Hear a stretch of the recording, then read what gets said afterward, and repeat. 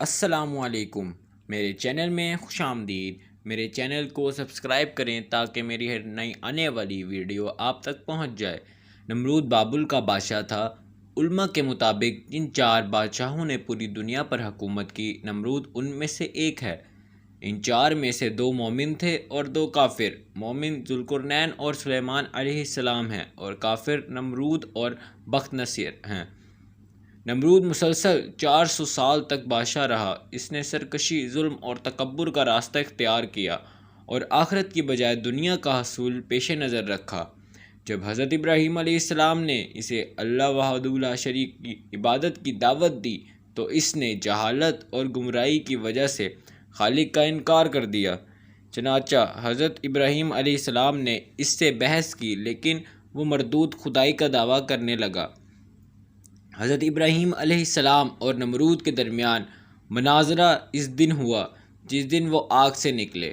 اس سے پہلے ان کا آمنا سامنا نہیں ہوا تھا۔ جس دن وہ اکٹھے ہوئے اس دن یہ مناظرہ واقعہ ہوا۔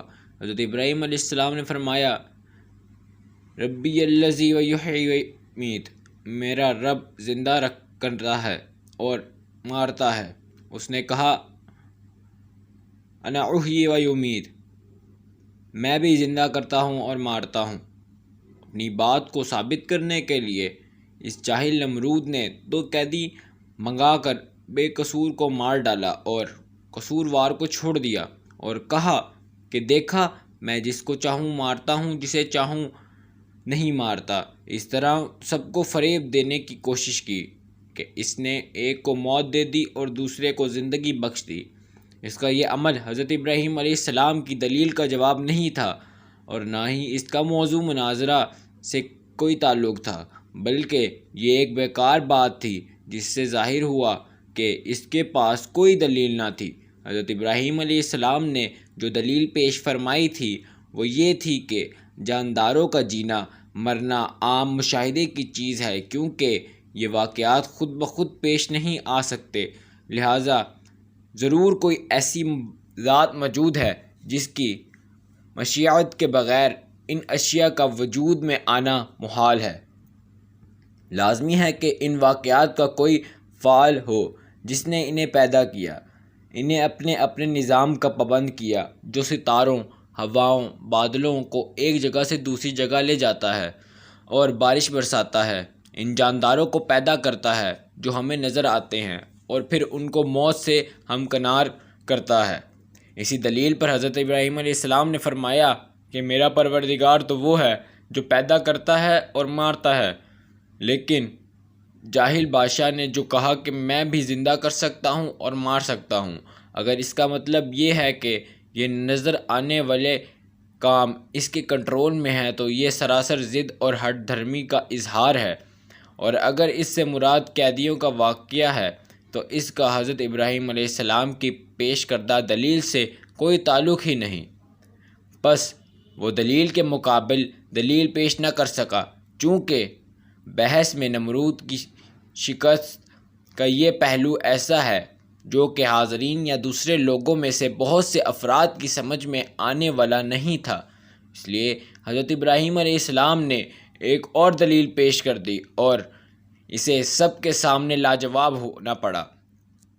ارشاد باری تعالیٰ ہے، ابراہیم نے کہا، اللہ تو وہ ہے جو سورج کو مشرق سے نکالتا ہے، لہٰذا تو اسے مغرب سے نکال دے، یعنی یہ سورج روزانہ مشرق سے نکلتا ہے جسے اس کو پیدا کرنے والے اور چلانے والے نے مقرر کر رکھا ہے۔ اگر تو ہی زندگی اور موت کا مالک ہے، جیسا کہ تیرا دعویٰ ہے کہ تو زندہ کرتا اور موت دیتا ہے، تو اس کو مغرب سے لے آ، کیونکہ جس کے ہاتھ میں زندگی اور موت کا اختیار ہو وہ جو چاہے کر سکتا ہے۔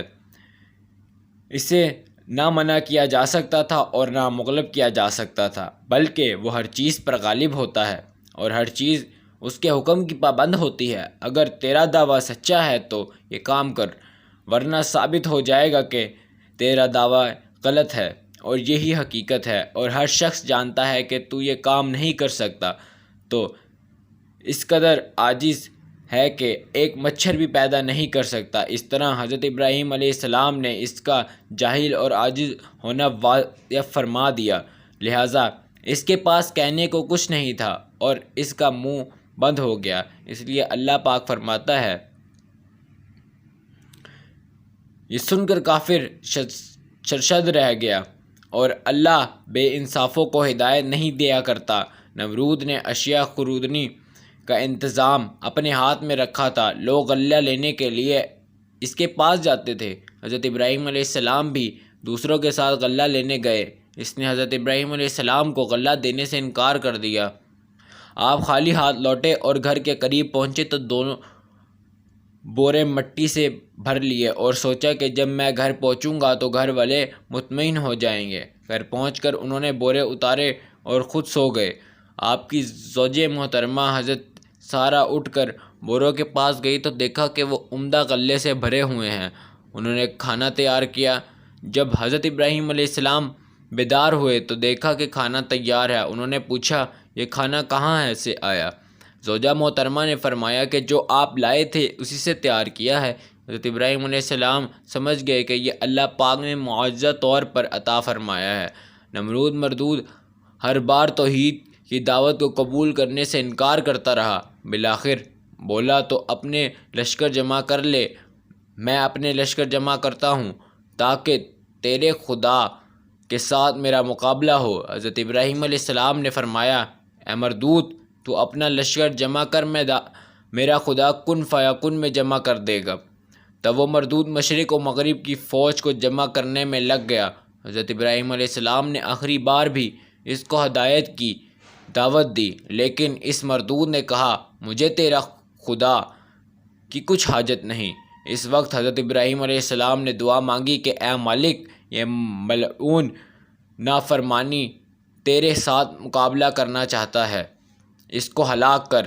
تیری مخلوق میں مچھر ادنا اور ضعیف ہے اور کئی جانوروں کی خوراک بنتا ہے۔ میں تیری رحمت سے اس مچھر کو مانگتا ہوں کہ وہ اس مردود کا خاتمہ کرے۔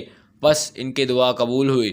نمرود نے اپنی فوج کو میدان میں اکٹھا کیا اور حضرت ابراہیم علیہ السلام نے کہا کہ اگر تیرا خدا چاہے تو زمین کی حکومت ہم سے چھین لے، مگر اس سے پہلے میری فوج کا مقابلہ کرے۔